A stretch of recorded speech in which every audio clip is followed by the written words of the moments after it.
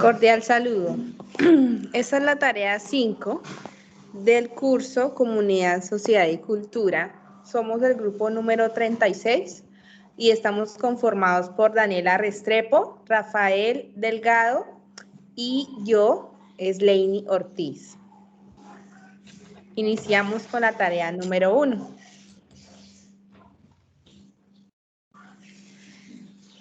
El primer punto de la tarea número 1 era realizar un glosario de 15 conceptos que permitían identificar el reconocimiento inicial que se le dio al curso. El primer concepto era estamentos, que es un término que se refiere a un estrato de la sociedad que queda limitado por un estilo de vida común y una función social análoga a todos sus integrantes. El segundo concepto es la psique, que es un proceso consciente e inconsciente propio de la mente humana. También tenemos el ethos, que es una forma común de vida o de comportamiento que adopta un grupo de individuos que pertenecen a una misma sociedad. Tenemos el concepto de exegesis, que es extraer el significado de un texto dado.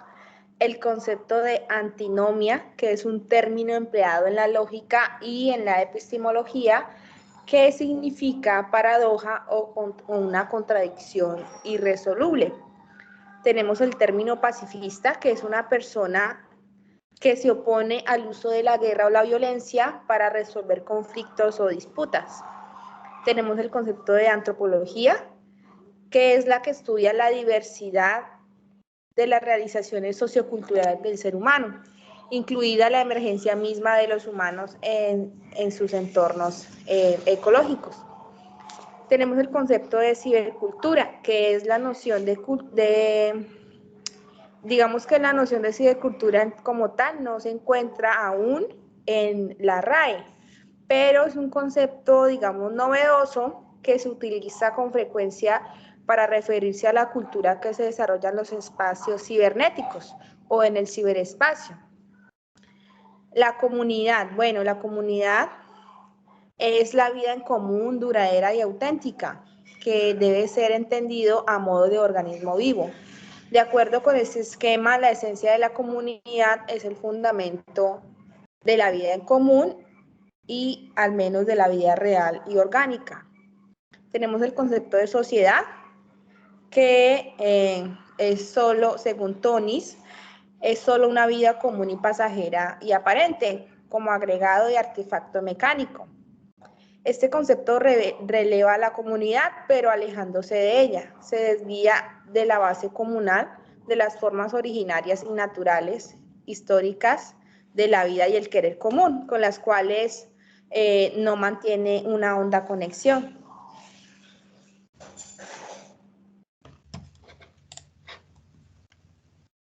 Tenemos el concepto de identidad, que según Bauman, él sitúa la identidad como un factor poderoso de la estratificación social, pues él señala que en un extremo de la jerarquía global emergente están los que pueden componer y descomponer sus identidades más o menos a su voluntad, tirando del fondo de ofertas extraordinariamente grandes de alcance planetario.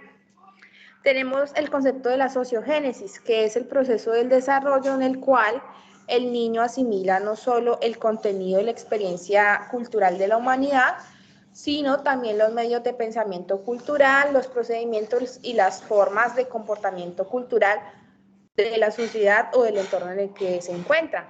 Tenemos el concepto de intrapsíquica, que es un proceso que ocurre dentro de la psiquis. Generalmente se refiere al concepto surgido entre dos tendencias opuestas dentro de uno mismo. Tenemos el concepto de empoderamiento, que es una noción de poder no solo como fenómeno social, sino también como una variable psicológica, la cual representa un valor que es la base de la transformación cultural.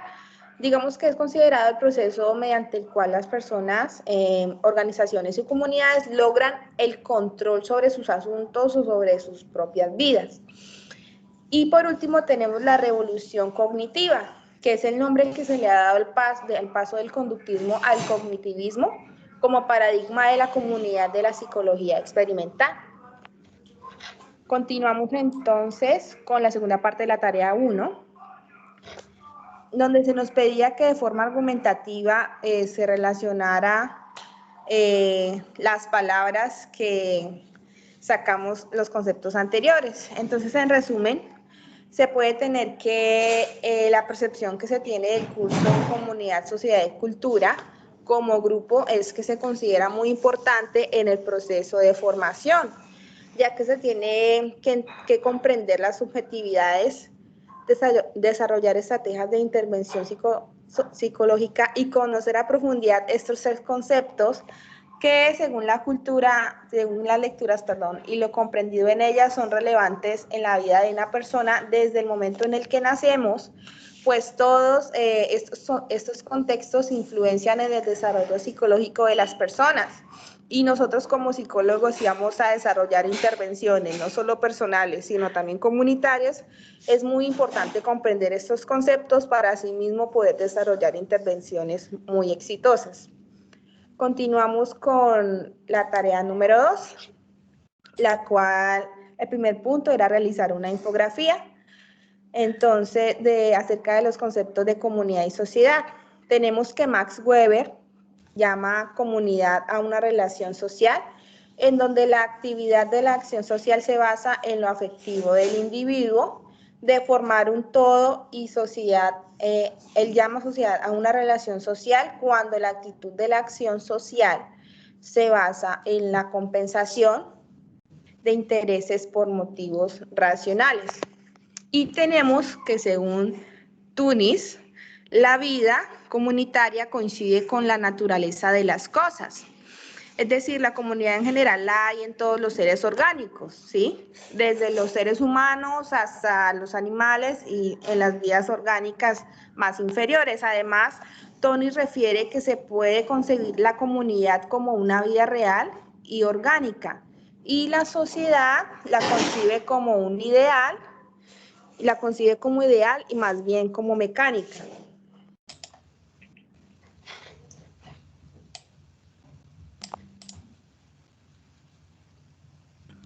Después de realizar la infografía, se debía realizar una reflexión de las lecturas vistas en la unidad. Entonces, encontramos que podemos distinguir de forma correcta los tipos de sujeto que intervienen en las nociones de comunidad y sociedad.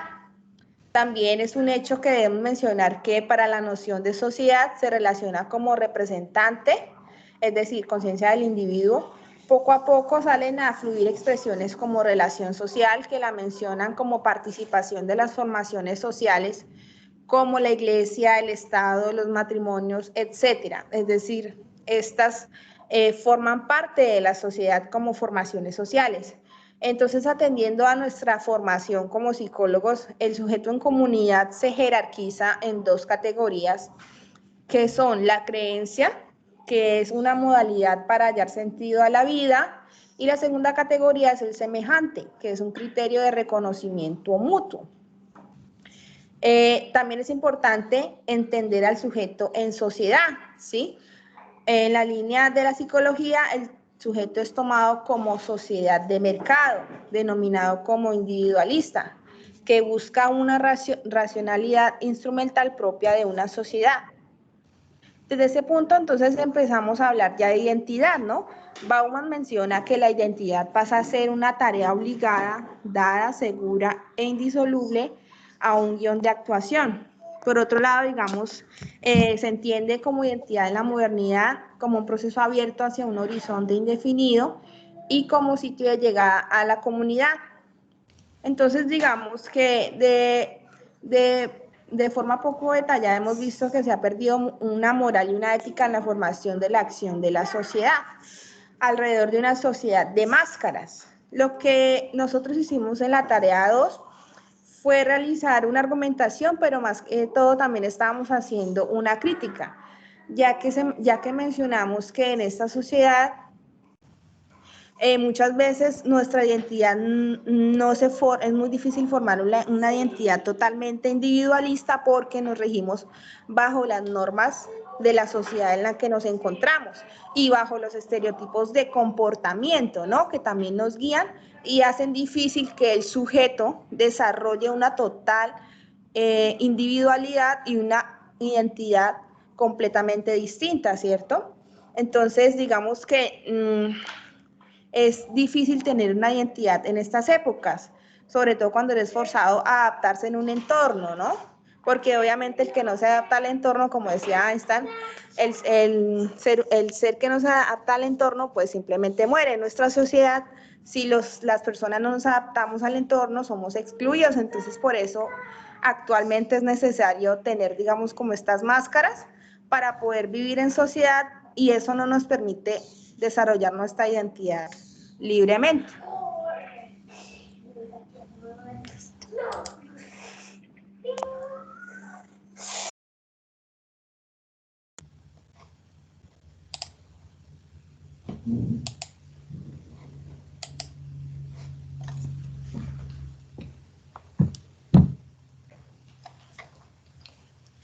Ahora seguimos con la tarea 3 con el compañero Rafael.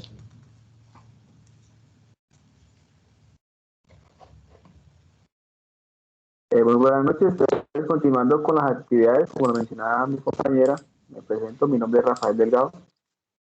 Durante la tarea 3 se buscó realizar un reconocimiento y una apreciación de los diferentes conceptos teóricos de cultura, el sujeto dentro de la cultura y cómo la cultura influencia dentro de una sociedad, dentro del contexto psíquico y cultural, en los que se buscó representar algunos autores importantes de la psicología cultural que representaban una aproximación histórica entre mente y cultura.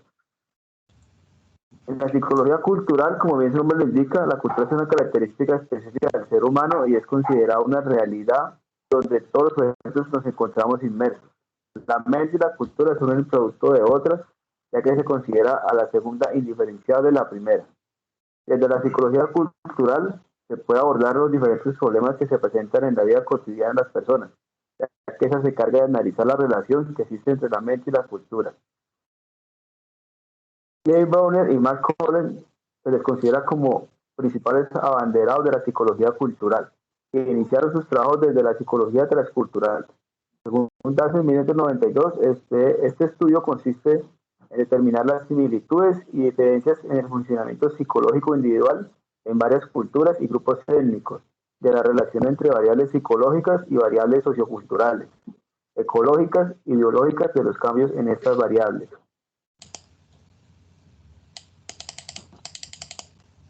Otro autor representativo, como lo mencioné, es Humboldt. Afirma que el lenguaje y el pensamiento están íntimamente relacionados, lo que explica que los modos de pensamiento hallados en cada grupo cultural expondrán diferencias fundamentales. La cultura se relaciona estrechamente con el individuo, ya que toma objetividad al influir y rodear al individuo. Según Richard Schweiber, en 1990, la psicología cultural representa una aproximación interdisciplinar y las acciones y agenda se derivan de campos estrechamente relacionados como la psicología en general, la psicología de las culturas, la etnopsicología y la antropología psicológica tradicional. Otro autor representativo de la psicología cultural es Vygotsky, quien manifiesta que la actividad humana inicia y forma a través de la práctica con los objetos y significativa consistiendo en dar sentido tanto a las acciones prácticas como a las acciones mentales. En dicho sentido se refiere al proceso de la apropiación cultural que éste le da. Es decir, el individuo toma importancia en la subjetividad de la percepción de su medio ambiente de acuerdo a la cultura en que se relaciona. En conclusión, sobre las lecturas propuestas durante esta unidad, se puede definir que la cultura hace parte de las personas desde niños. Todos los conocimientos se adquieren en su entorno completamente de su desarrollo psicológico. Las acciones y las actividades que realiza una persona son el resultado de una necesidad y es por eso necesario tener el dominio de la orientación y ejecución para poder realizar actividades con finalidades satisfactorias hacia la persona. Para finalizar, es importante mencionar que gracias a los diversos aportes teóricos de autores se van dando estructura al concepto de esta teoría donde la acción es la unidad de análisis de la psicología.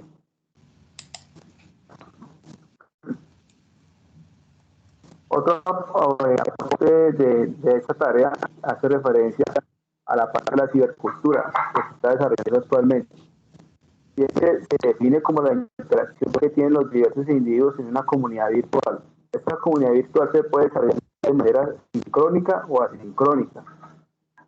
Pues existen diferentes rasgos culturales que se ven las características de las nuevas formas de interactuar y de relacionarse por medio de una comunidad en línea. Así es evidente que las relaciones sociales que se crean por estos medios tienen los mismos atributos que cualquier sistema cultural. Teniendo en cuenta lo anterior y la literatura planteada, se llega a una conclusión que desde lo biológico el ser humano está teniendo una función con lo tecnológico, pues todas las relaciones sociales y la comunicación se puede realizar desde los diversos medios tecnológicos, creando así vínculos sociales entre ellos sin necesidad de estar frente a frente. Haciendo un análisis desde lo psicológico, se puede interpretar que en el ciberespacio se encuentran muchos factores que influyen indirectamente a la sociedad, ya que la globalización y la modernidad y las TIC están llegando a la vida del ser humano para quedarse y facilitar algunas actividades de esto.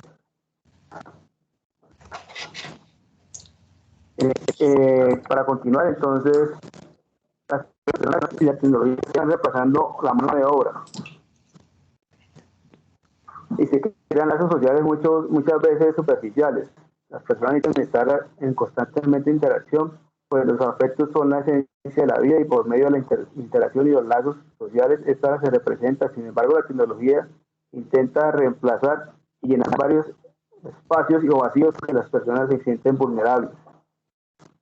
Continuando entonces con la tarea número 4, la compañera Daniela. Bueno, gracias, buenas noches. Mi nombre es Daniela Restrepo y en esta actividad nos correspondió realizar en el primer punto una matriz donde identificáramos los conceptos, características y finalidades y conclusión del empoderamiento psicológico, el empoderamiento proceso, nivel y contexto y el empoderamiento pacifista. Entonces vamos a comenzar con el empoderamiento psicológico.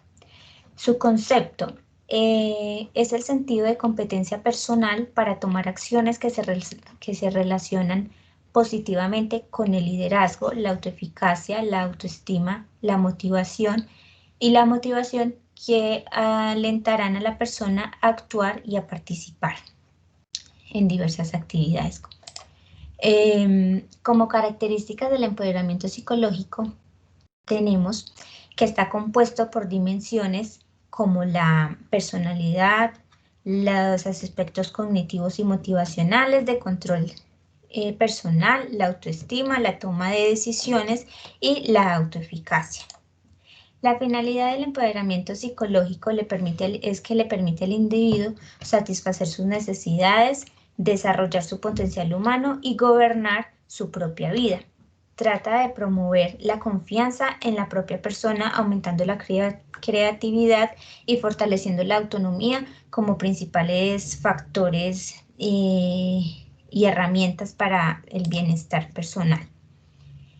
Como conclusión, tenemos que el empoderamiento psicológico es un proceso en que el ser humano va aplicando al pensamiento individual y el personal a través de sus propias convicciones y creencias, lo que trae como consecuencia en el individuo que lo aplica mejor en la autoeficacia, comience a sí mismo en lo que expresa a su alrededor, es decir, a las personas que están en su entorno. En este caso, también se ven influidos sus aspectos cognitivos en cómo ve las cosas, su perfección y el ajuste de las características personales. En cuanto al empoderamiento, proceso, nivel y contexto, en su concepto tenemos que implica un tipo de intervención comunitaria y de cambio social en los diferentes escenarios donde se desarrolla el proceso, basándose en las fortalezas y las competencias, y sistemas de apoyo social que promueven el cambio en las comunidades. Características. En este enfoque se analizan las influencias del contexto y no se culpabilizan a las víctimas. Integra un enfoque ecológico a la teoría del empoderamiento. ¿Cuál es la finalidad de este concepto, de este empoderamiento? Implica una intervención comunitaria y de cambio social. que está basada en las fortalezas y competencias que promueven el cambio en una comunidad. Puede ser entendido como un enfoque que analiza las influencias del contexto, en lugar de culpabilizar a las víctimas. Y al hacer este análisis efectivo, la comunidad se convertirá en un participante activo de su propio desarrollo. El rol del agente externo que apoya el proceso de empoderamiento debe ser el colaborador o facilitador de recursos más que de un experto o un consultor. Cabe aclarar que los agentes externos son los psicólogos, son las diferentes organizaciones que se interesan en intermediar en una comunidad con una problemática determinada, y los agentes internos son los mismos individuos que pertenecen a la comunidad como tal. La conclusión de este empoderamiento, tenemos que el empoderamiento, proceso, nivel y contexto, este componente se hace a partir de los procesos dinámicos, interactuando acciones y resultados a través del contexto y el nivel. Por último, tenemos el empoderamiento pacifista, que es un saber hacer transformador no violento, con toma de decisiones y con posibilidades de incidencia en la realidad para revertir condiciones de violencia estructural, social, cultural, política, de género, religiosa o de cualquier otra índole. Algo necesario para establecer una teoría renovada del poder como instrumento de transformación de la realidad, que solo puede ser abordada sin ambigüedades ni dilaciones desde el espacio y el horizonte del poder. El empoderamiento pacifista tiene como base el control de los individuos o grupos que tengan de su vida o sus colectividades a partir de conocer y garantizar su pleno respeto a los derechos humanos, a la justicia social y a la libertad en la sociedad de la que forman parte. ¿Cuál es la finalidad del empoderamiento pacifista?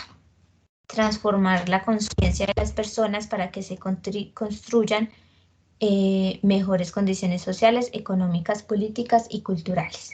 Un empoderamiento que transforme todas las áreas de la vida de un individuo y de la comunidad con el fin de lograr el avance de la sociedad, sus diferentes entornos y espacios que permitan superar las situaciones desagradables y críticas de la época y del momento en el que se encuentra. Como conclusión del empoderamiento pacifista, aunque carece de teoría, este modelo plantea la forma de empoderamiento desde el conocimiento, el respeto, la no violencia y un tipo de pensamiento diferente, generando en los individuos un cambio y una transformación social importante.